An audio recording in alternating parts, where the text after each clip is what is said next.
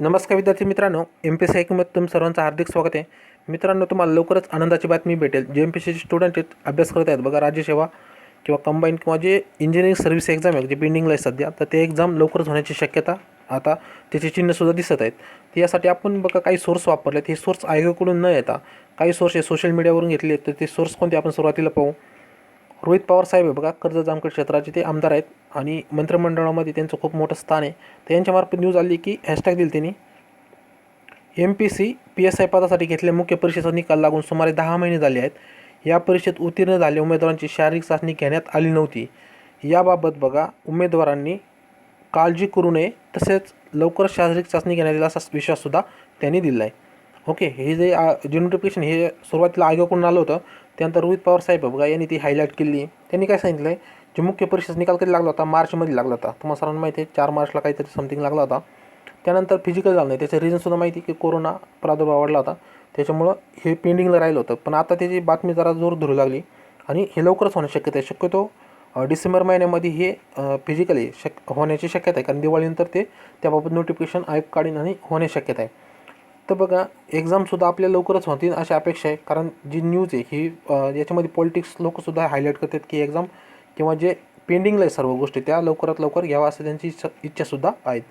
दुसरी की बघा, आता ही बघा सोशल मीडियावर बऱ्यापैकी तुम्ही पाहिलीसुद्धा असेल न्यूज की बघा, प्रशासन दिलं एक साईडला त्यांनी आणि खाली विद्यार्थी दिलेत आणि प्रशासन काय म्हणतं परीक्षेची तारीख परीक्षा आणि खाली विद्यार्थी दाखवलेत.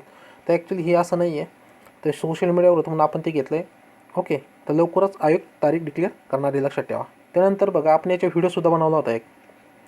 ओके, जे PSIचे विद्यार्थी बघा किंवा जे 2019मध्ये पास झाले होते, मार्चमध्ये रिझल्ट लागला होता, फिजिकल होणार होती.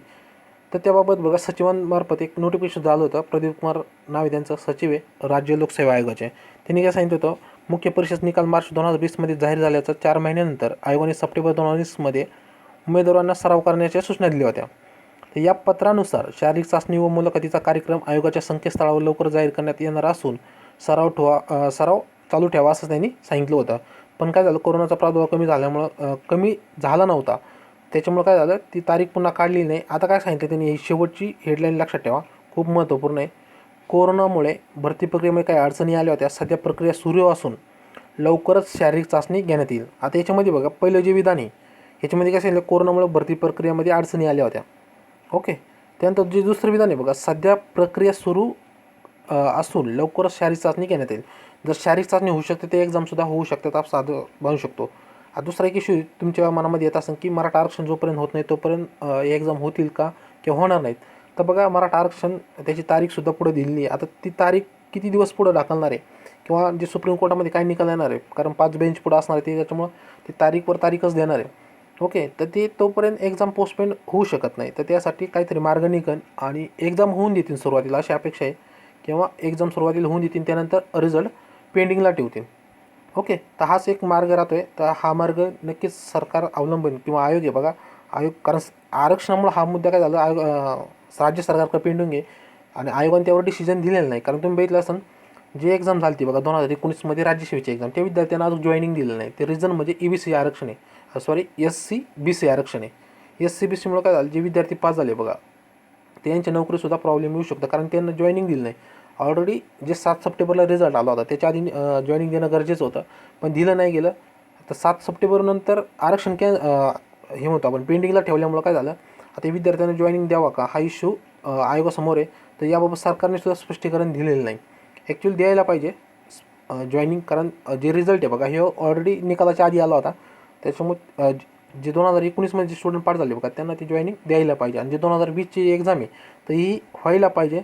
आणि त्याचबरोबर जे रिझल्ट आहे बघा, समजा सुप्रीम कोर्ट जोपर्यंत रिझल्ट येत नाही फायनल तोपर्यंत ते रिझल्ट पेंडिंग ठेवायला पाहिजे. ओके, ते जे हे आपण म्हणतो 2-3 सोर्स वापरले बघा, यावरून अंदाज बांधू शकतो की जे एक्झाम आहे येण्या काळामध्ये लवकरच होईल. शक्यतो डिसेंबर किंवा जानेवारीच्या आसपास ही एक्झाम होऊ शकते. तुम्ही विद्यार्थी मनामध्ये आला असेल की डिसेंबरमध्ये काही एक्झाम विविध परीक्षेचे होणार आहेत, त्यानंतर जानेवारीमध्ये सुद्धा होणार आहेत. तर बघा, आयोग काहीतरी यावर तोडगा काढीन आणि आपल्यासाठी एक तारीख डिक्लेअर करेन. ओके, तर मित्रांनो, तुम्हाला आजचा व्हिडिओ कसा वाटला कमेंट करून सांगा. जर व्हिडिओ आवडला तर व्हिडिओ लाईक करा. चॅनलला जर सबस्क्राईब केलं नसेल तर नक्की सबस्क्राईब करा. भेटूया नवीन व्हिडिओमध्ये. तोपर्यंत सर्वांना जय हिंद, जय महाराष्ट्र.